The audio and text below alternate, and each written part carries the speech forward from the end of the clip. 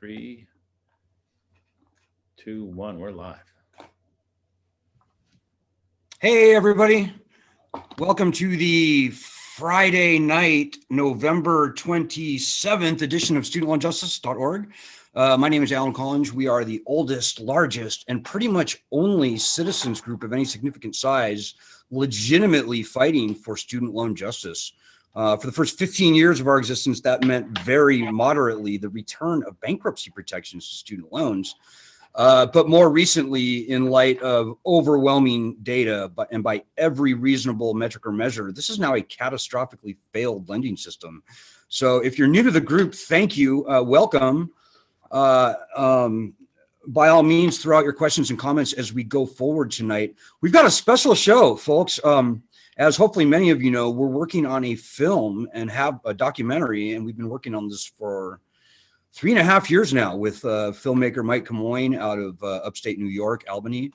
And me and Mike will start this live stream out tonight, but we're also going to bring in a very special guest, Tony Fiorentino. Just a couple things about Tony. Tony's an attorney in Chicago. I met Tony when he was in, I think, year 2 or 3 of law school in Urbana-Champaign, University of Illinois. And I don't want to embarrass Tony too much, but I will just say that this man moved mountains while carrying a full course load in certainly his 3rd year of law school. He pretty much single-handedly was able to get legislation passed calling for the return of consumer protections to student loans through the Illinois state legislature, both House and Senate. His jurisprudence thesis, I guess you'd call it, Juris Doctor thesis, was on bankruptcy for student loans under one of the most eminent scholars on bankruptcy in the nation, Bob Lawless. And I might add, he actually got an A+ on that paper. So anyways, so having said that, I will bring in Mike now. And as I said, if you have any questions or comments going forward, just throw them on out. Alan, thank you for having me, and I just want to welcome Tony as well. You've got all of us on right now, and I just want to wish you and Tony and everyone tuning in tonight happy Thanksgiving. And I've been thinking about student borrowers and the issue, and so thank you for having me on. It was a week ago Friday that we launched the town hall, and I don't know if your listeners caught it, but certainly we'd love to get Tony's take on things tonight. So I thought we would just go back, and I think it's worth repeating that the thing that the question that was raised for me was, is this a bad borrower problem or a bad lender problem? And I think we need to understand that. We need to keep understanding that issue and repeating that, because until we understand that fully, until we embrace that, I don't think we're going to come out with a really clear solution, because there's lots of stuff that's bouncing around right now. And I think it's going to overlook a true solution to the problem. So what I'd like to do is show a clip from our town hall, which means I'm going to share the screen. I'm going to share my computers, and we're going to go right here. And just let me know if you can see that. Yeah, looks good. I still need to take out about $140,000 of student loans to finish my MIT degree. My friends choose to be an engineer versus a fine arts major or anthropology major, even if that's your passion. Are you going to spend $25,000 a year to do that, go into debt, and then not be able to pay that off in the future? If you borrow and you're not able to pay back, it's your fault. You know, you're not a good American. What's the matter with you? Why don't you pull yourself up by your bootstraps and pay it off? You know, be a grown-up. But it's not that simple. It's much more complicated than that, and it's much more predatory than that. The more they baffle and bamboozle and confuse and lose paperwork and confuse the borrower, it turns out the more money they make. Well, my application was denied because my spouse did not sign the form. My imaginary spouse. I did not have a spouse. Why? because if you do not get your application approved, they can take all of the unpaid interest and then tack that onto your principal loan balance. I just got off the phone with Navient. I signed off on the agreement, and then they're saying, well, it's not a finalized agreement. You guys see this? But they charged me. 30 years. Do you guys see? I'm sorry, but was there a thing on the screen there covering the video? I could see it. The Da Vinci thing? I didn't see that. You didn't see that. Okay, let me just roll it back just for a second. Tack that onto your principal loan balance. I just got off the phone with Navient. I signed off on the agreement, and then they're saying, well, it's not a finalized agreement, but they charged me.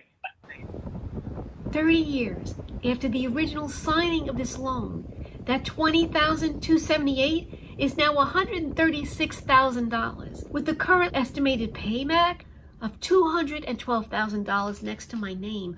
I'm 69 years old. The loan will die when you do. I would hate reading that on those bills. I mean, that's like slavery. It's the colleges causing their problem. It's the government causing this problem. It's Wall Street causing this problem. It's not these borrowers. If you build a model that makes money on the failure of your children, then you are engineering the failure of the future itself. So welcome, Tony, and we wanted to get your take on this. First of all, thanks for being part of the documentary, Scared to Debt.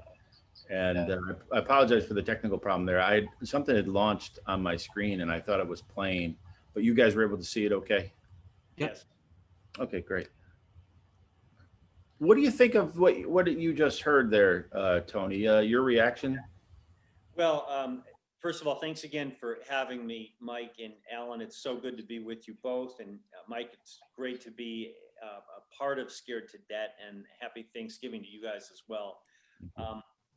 The sentiments that you hear in that video are so common of what we've been hearing. And Matt Taibbi put it, he kind of characterized what the mainstream sentiment is before people look into it. Hey, you signed this loan agreement, now it's your personal responsibility.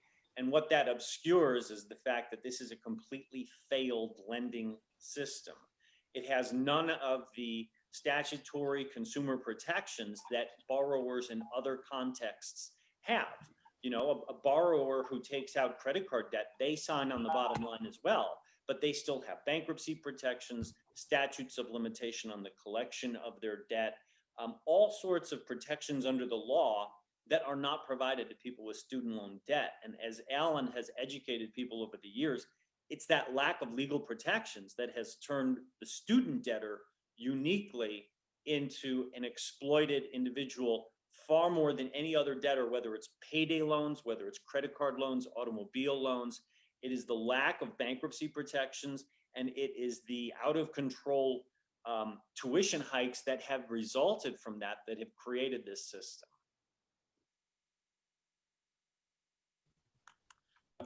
Alan, do you have any comments to what Tony just said? Well, no, Tony said it exactly right. This is a catastrophically failed lending system. 80% of all borrowers, even before this pandemic, were never going to be able to repay their loans. At the core of this is what Tony said. It's the founding fathers called for uniform bankruptcy laws ahead of the power to raise an army and declare war. So student loans are the only type of loan from which not only bankruptcy, but also statutes of limitations, fair debt collection practices, truth in lending laws, and other consumer protections have been removed. So this is really predictable. This is a big failure, but it's by design. And people out there should not feel bad. They shouldn't feel like this is not a bad borrower problem. The citizens are as responsible or as irresponsible as they've ever been. Since the 1970s, I'd say they're probably maybe a bit more responsible, maybe. But having said that, we haven't changed much. What has changed is this lending system. It's out of control. And so I couldn't be more happy to be here talking about it with you and Tony. Awesome. Hey, Tony, what's been going through your mind this year with the pandemic?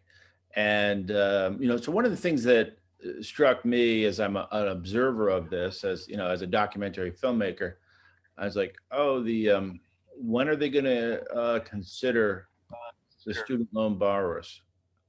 No, not yet. Let's see. Let's do corporations. Let's do this. Okay, what about Main Street? Okay, Main Street. Okay. Oh, we forgot about the students. So it wasn't until like phase 4 of the stimulus plan that we even began to hear about students, and that was for like a 3-month period, and then that got extended to the end of the year, and now we're at a crossroads. So could you just take us through this year and what you were thinking of, and your, it was typical government, or Sure. what do you make of it? Well, I mean, you have to look at how are a lot of the businesses that are going through these difficult times going to respond. The businesses are not responsible for what's happened, but they're going to use, probably in many cases, bankruptcy proceedings to restructure their debt through a very stable system, and they're going to come out of it alive because we have a stable lending system for businesses that allows for restructuring of debt through Chapter 11. And the people who have student loans are not going to have that same opportunity. They're going to be stuck with their debt. Now, they might be given, through, for instance, through the CARES Act, an administrative forbearance where they don't have to make payments for a few months. But just as we've seen with people who have a moratorium, for instance, on rent, that debt is going to be waiting for them on the other side. So that is not a structural fix. It's a momentary reprieve. And, Mike, one thing that concerns me a lot is we're hearing a lot of people calling for debt cancellation. They say Biden is not going to get a lot of traction with the Senate. So we've got an opposed Senate, and it's going to be hard to pass legislation with the parties being divided, but there can be a cancellation of debt. I will say, I think it would be a wonderful thing to cancel all the existing student loan debt that there is on the books.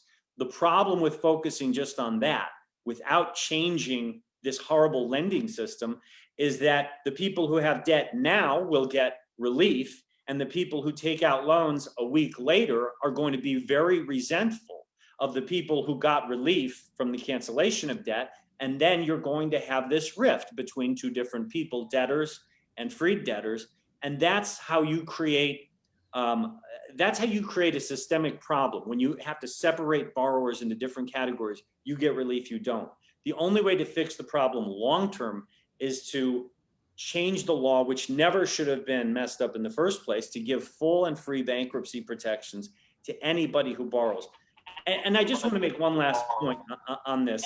I don't think that we should be using lending instruments at all to fund education. We are the only industrialized democracy in the world that does this. Anywhere in Western Europe, Japan, the Scandinavian countries, it is not an individual problem to finance your education, but in this country, it is. That's a problem. But if we're going to do that, if we're going to stick with a system where people have to finance their own education through debt, which I think is a problem in the beginning, it should at least be a fair lending system. And that's going to require, at a minimum, bankruptcy protections under the law. Alan, what are your thoughts? Jojo. So Jojo says, I just graduated from DeVry University this past summer with an undergraduate certificate after 2 years of studying, and I owe more than $17,000 for student loans, and I'm trying to find a job during the pandemic. So that's Jojo's comment.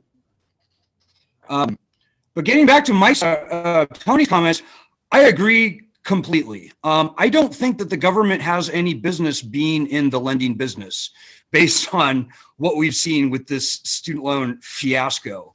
Going forward, there's no good reason that we can't at least afford to put our citizens through community college, state school, without any debt. If we have to have student loans going forward, then absolutely, there's got to be bankruptcy protections. That's just a no-brainer. And quite frankly, they should be zero interest loans. But, I'm more interested in the first thing. There's no good reason for the government to be in the lending business, much less making such obscene profits off of these loans. So there's no doubt about that. If you guys have any response to JoJo out there, feel free to throw it out. Can you remind us what JoJo said? It sounds like she's just a pretty typical case of a younger student. She went to DeVry, which I think is a 2-year vocational college. She's now looking at $17,000 in student loans, and she doesn't have a job. And she's facing, sounds like many of the same pressures that most young people with college educations are going through. So Tony, someone like JoJo, and you were just talking about the way in which government is handling things and the way in which the businesses have a little bit more freedom to respond to their debt. What can JoJo do? What can others do right now? It's my understanding that this forbearance period is going to come to an end. Is it the end of this month? Is it December 1st or is it December 31st? I believe right now under the CARES Act, it is the end of December unless another CARES Act version is passed. So certainly it did help people out for a brief period, and I believe there was a moratorium on interest accruing during that period.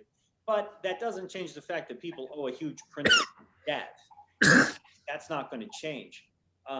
As to what JoJo can do and other people in JoJo's position, I think it's a problem that this is an individual problem on JoJo's shoulders. People often talk about student debt as if it's something that a person, an individual contracted a portion of debt and it's their problem. And to cancel that debt, whether it's through bankruptcy or through an administrative act by president, people would say, well, now you're giving charity to this person. What people don't see, Mike, is that right now through this current lending system, you have so much charity going to corporations and going to employers. Because when you think about it, instead of these institutions having to pay for an educated workforce through taxes, which is how we largely used to fund higher education, instead of corporations and employers funding the education themselves through taxes, which then go to support state universities through tuition, the individual has to pay for their own education and their own training. So who's getting off for free here? The employers. The employers don't have to pay for an educated workforce. The workers themselves have to pay for it. And then you've also got the colleges and universities, because through this lending system, they're able to keep raising tuition because it doesn't matter to the university whether or not the student can pay, because the loans are guaranteed by the federal government. So that's why we've seen in the context of this horrible lending system, tuition has been increasing so exponentially relative to other baskets of goods. So I think it should not be JoJo's problem as an individual problem. We need to change the way we fund higher education. It should be funded the way other enlightened countries do, by a matter of taxation. And we need to get rid of this entire lending system because right now people like JoJo are struggling through it. Alan, any comments or reaction to Tony? Yeah. First of all, I have to clear things up. JoJo's a guy. Sorry, JoJo. Sorry, buddy. My apologies, JoJo. One important thing, what brought me and Tony together years ago was the greatest injustice, and that is the absence of bankruptcy protections. And I just want to also maybe brag on Tony a little bit here. Tony and I went and met with Senator Dick Durbin, about a year ago, more than a year ago now. And we were able to get Senator Durbin to sponsor legislation S1414 in the Senate that would return bankruptcy protections to student loans. That's a really big deal. There's also a companion bill, HR 2648. So there's kind of two things going on right now, folks. We have this legislation, which is going to expire at the end of the year. And then we have, obviously, our petition calling on the president, whether this one or the next, to cancel all student loans by executive order, which would be, I think, maybe unavoidable at this point. And here's my question to you, Tony. If we were to return bankruptcy protections, and make no mistake, that has to happen. If for no other reason, the private student loans and other student loans that the president cannot cancel by executive order. We'd have to have bankruptcy. But so the question is, with 80% of all borrowers either unable to pay now or paying and paying and paying, but the balance is going up, that's like 44 million out of the 55 million borrowers and co-signers who are badly distressed on their student loans. So if we were to return bankruptcy tomorrow, do you not see the problem? I mean, we're looking at 20, 25, 30, maybe million people that would probably overwhelm the bankruptcy courts, who typically only see about 1 million cases a year, to the point of seizure. So I guess my question to Tony would be, do you think maybe it's too late to return bankruptcy, or what are your thoughts? I don't. And, I think if there is a point where we make this fix to the law, yes, there's going to be a momentary dislocation where you have a serious market correction, but that's the only way to correct a bubble. We saw it in 2008 when the bubble burst.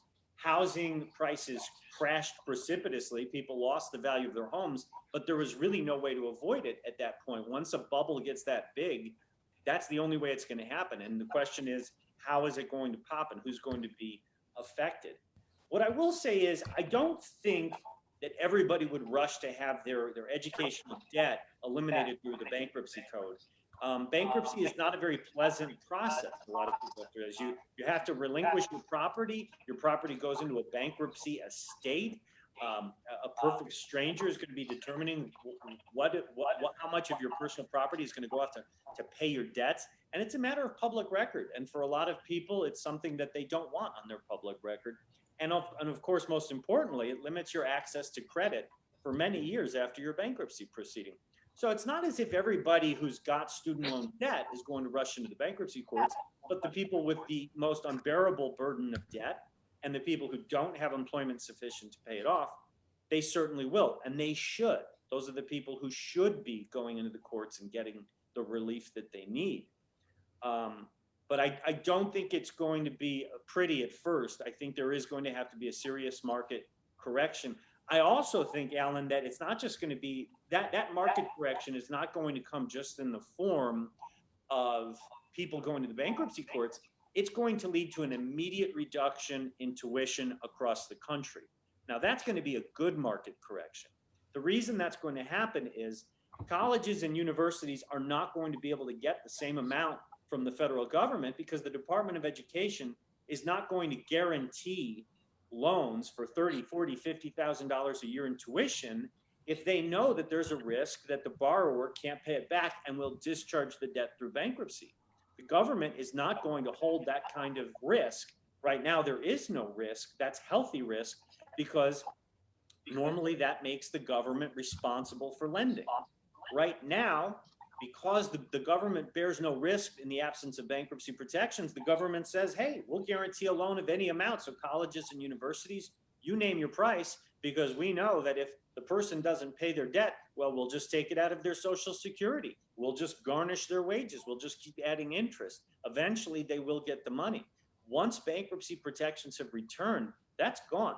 And so the government is going to be much more careful with how much money they're willing to lend, which is going to force the colleges and universities to be much more careful with how much they charge. Tony, you mentioned this earlier, and Tom Borders shares this in the documentary, that early in Europe, the government doesn't allow the universities to charge as much as our universities for students to pay. So they don't have as steep prices. They have a lot of medium price colleges across the board, where we've got these astronomical 70,000 and plus colleges per year. So that's also another thing that I would like to see happen is, and as Bob Hildreth talks about, there are no brakes on this system. You remove consumer protections, there are no brakes, but there's no ceiling set that I'm aware of. Maybe that's been in place, but it's certainly impacted the borrowers tremendously. And now in a down economy, come December 31st, what are we going to do? Alan, do you have plans about what to do December 31st, January 1st, because there's still going to be a gap, and it's unlikely that the stimulus that's being talked about thus far has taken student loans into consideration. Right. I think the lending system, the Department of Education would love to end this payment suspension, but I don't think that they're idiots. I don't think this payment suspension is going to expire. I think they're going to extend it for at least 6 months because they know almost nobody is paying on their loans now.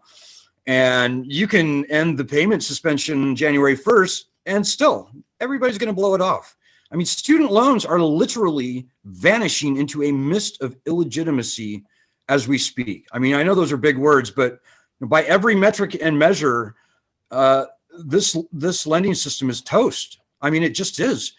We have a 40% default rate for 2004 borrowers, and they were only borrowing a third of what's being borrowed today. So everybody walking around now, the default rate, even before the pandemic, was going to be 65, who knows, 70%. So that's more than triple the subprime home mortgage default rate.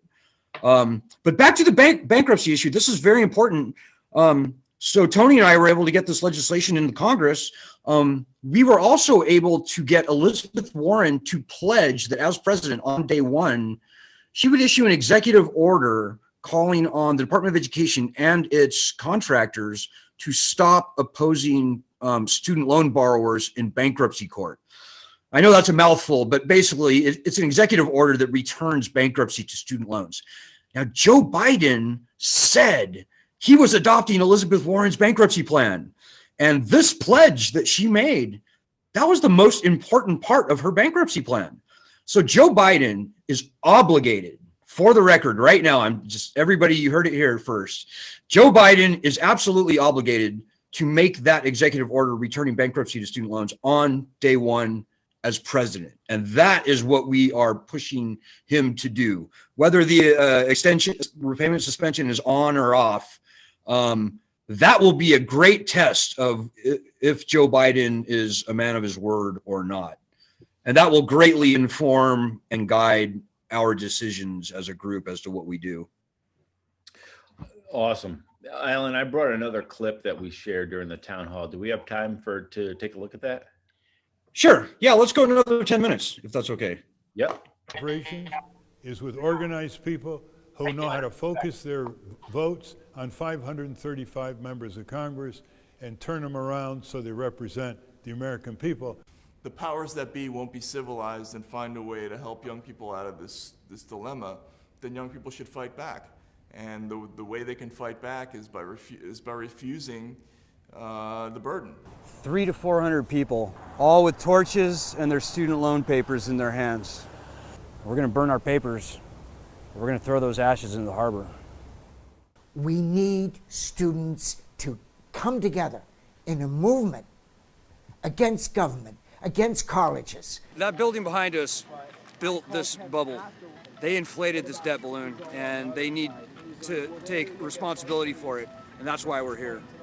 Fighting for this cause and working to solve a problem is going to be so much more beneficial for myself and so many others that's what I have to do now. No one wants to listen, but we have to make them listen because this is the future of our country, and this is the heart of our country. When people see people like them are actually getting off the couch and even coming to Washington, D.C. to make sure that we get justice, I think that'll be very inspiring for others.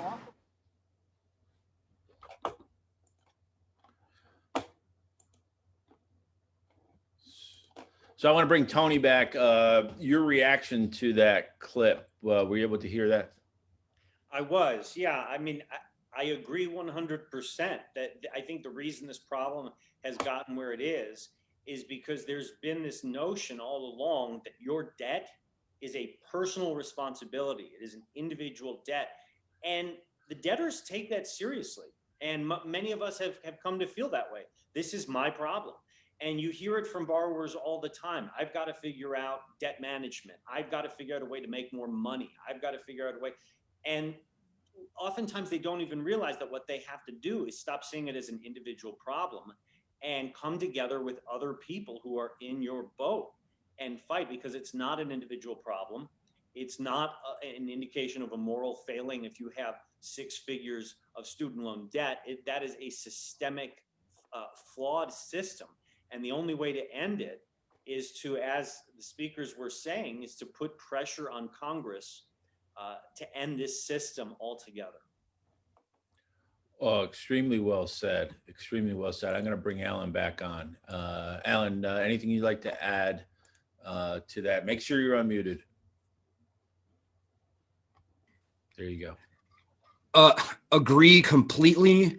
And fortunately or unfortunately, this group here with Tony and you and all of our allies, this really is the center of the universe for that fight. I mean, I wish I could point to a huge number of other Washington, D.C. Beltway advocacy groups that were actually fighting for a real change. But, having been doing this for 16 years, I can only name the good guys, certainly in Washington, D.C., on like 2 or 3 fingers.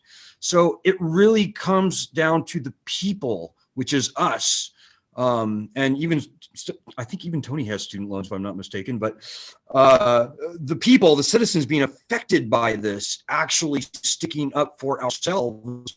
And maybe the last one I'll say is just, guys, we're huge. I mean, 55 million people in the country with student loans or co-signed on them. 44 of those 55 million people are freaking out about their student loans. They were probably never going to be able to pay. That is bigger than all of the standing armies on earth combined. We'd be the biggest state in the union by a lot if we were our own state. We could fill thousands of football stadiums. The examples go on and on and on. But we are strong. We've got to flex the muscle.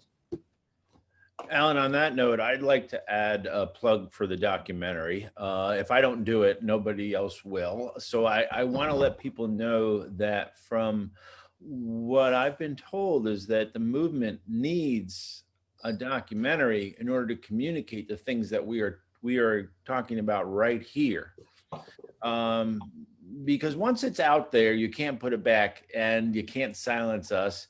And what it does is exactly what Tony is saying, is that it brings people together and not looking at this as an isolated individual problem. It's a systemic problem that needs to be fought with thousands of individuals. And there's the strongest way to communicate these days is through a documentary. So for example, if you took away Inconvenient Truth, where would we be on the discussion of climate change in this country? Without something that we can keep pointing to and looking at and saying, okay, is this right or wrong? All right, so here's where we're at with the documentary. I just want to bring people up to speed of what we've done over the last 3.5 years. Is our goal has been to raise 250,000. Our goal has been to raise 250,000. We've raised 140, and we're more than halfway there.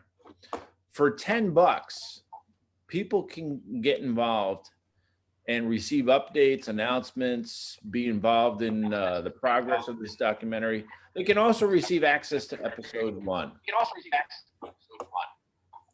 So, and there's other levels here as well. There's going to be a 6-part series because there's just so much here that we want to share, and we've got to add Tony up there as well, and others that we've since interviewed. So thanks for letting me put a plug. Maybe I can put a plug in on this live stream as well, just where people can go to find us and find the documentary. Yeah, I just posted the link to the documentary, Mike. It's scaredtodebtmovie.com. And if you look at this live stream on Facebook, you can see it in the comment section. Come on, guys. This is a group effort. It takes a village. And this is the strongest film ever made on the topic. Oh, that's awesome. There is a direct link to this particular fundraising campaign that we'd love people to just go straight to that. It's a tax-deductible charitable organization called From the Heart. Tony, what's your thoughts about having a documentary exist that has your voice and Catherine's voice and Tom Borger's and Alan's and all the borrowers. Can that be effective in your efforts? Because you're also, one thing I wanted to raise here is you're also mounting a class action lawsuit across the country. Is that correct? Are you able to talk about that? That's right. Yeah, we do have. Myself, in partnership with a few other law firms, we filed some class action lawsuits against student loan servicers. These are third parties that contract with the government to service student loans, and they've done a horrible job because they actually make more money the longer it takes for you to repay your loans. Class action litigation can help a lot more people than a single individual. But it still won't help everybody. It will bring some compensation to people on the back end, but it doesn't prevent all of the horrors of going through that reality of bearing that system to begin with. I think it's so important to have a documentary like Scared to Debt because it makes me think of Michael Moore's documentary Sicko. And people might have seen that and might remember that came out in 2007. And it showed people that their experiences with our unique for-profit healthcare system were very emblematic of what millions of people were going through all across the country. And before you see a documentary like that, people tend to blame themselves for their medical debt, for their condition perhaps. And when you see that this is part of a systemically flawed system, it generates a lot of anger. And what did we see? By 2008, healthcare reform was the top most item on the agenda, and 2 years later, we had a major healthcare reform bill that was passed. So I'm hoping that Scared to Debt can do for the student loan issue what Sicko did for the healthcare issue. And I do agree that I think it's a great investment for anybody who's passionate about this problem. Pitch in whatever you can, because I think this documentary is going to help start the discussion that finally brings the change that we need. Thank you so much. And, the light bulb just went off for us as we've been getting feedback about the footage that we have and what needs to be in there and how we need to add more borrowers, their stories, in addition to what they call talking heads. People really want to see borrowers and understand the pain that they've been going through. And so far we've been successful, and we'd like to have more voices on there. But that's going to lead to a 6-part series that we'll put out. And we're talking today. I was talking with someone on the West Coast, very smart in her approach, and she applauded this notion of creating a 6-part series and making it longer so that we can get more information out there. And you can't keep this movement down and quiet. And I know you both have been working at this hard, and I want to thank you personally because, as I've said, I have 2 kids. They're both in high school, and we've only got a few short years to get this solved. And this is a turning point in our country. After January 1st, and we get through this pandemic, how this country addresses student loans is pivotal. And wouldn't it be great if there was a 6-part documentary series out there that we can point to regularly and say, well, what about this? Because they're going to come back, Alan, as you've always said, with the AstroTurf, with the fake media and the pushbacks, and come up with their own solution to this, which is not going to be the one we just spent that hour talking about. Do you agree, Alan? Oh, you're absolutely right. If we aren't involved in the solution, we're not going to like the solution. That's guaranteed. There are any number of sort of fake groups out there, so-called AstroTurf and others. And, these are all sort of part of the student loan swamp. They have been a thorn in our side for years and decades, and we have touched a nerve with this film, with our petition on change.org. So this is going to be a real battle, and people need to understand that it's really the citizens, the true grassroots, that are going to solve this problem. It's not a watch it happen proposition. It's a make it happen challenge. Awesome. Awesome. That's right. So encourage everybody to be involved. Tony, thank you for your time. Alan, thanks for having us on. I'd like to come back and bring more people involved in the documentary, if that's okay with you, Alan. Hope you have. Absolutely. We should do 4 weeks, quite frankly, so people can check up and see the progress on the film and all that good stuff. Absolutely. Sounds good. I don't know if you have any other things, but I'm going to sign off here and say thank you again for having me on. And again, Tony, great to see you and to hear you be able to put all these different pieces. And I wish you luck with the class action lawsuit in 50 states across the United States. And thank you, Mike, and thank you, Alan. Thanks for the great work that you guys continue to do on this issue. Best of luck. Keep it up. We're going to work really hard, Tony, and the goal is to have, as Alan said, we want to be looking at some rough assemblies, what we call rough assemblies in early January. So I look forward to keeping you both posted on this. Okay, so maybe I'll just wrap it up. Thanks, folks. We're going to try and do this once a week, as we just said. And I'll be back on Sunday, Monday. But don't forget, scaredtodebtmovie.com if you're watching on YouTube. And you can find Mike in the film and donate through those channels. So thanks, Tony. Thank you, Mike. Thanks. Take care, everyone.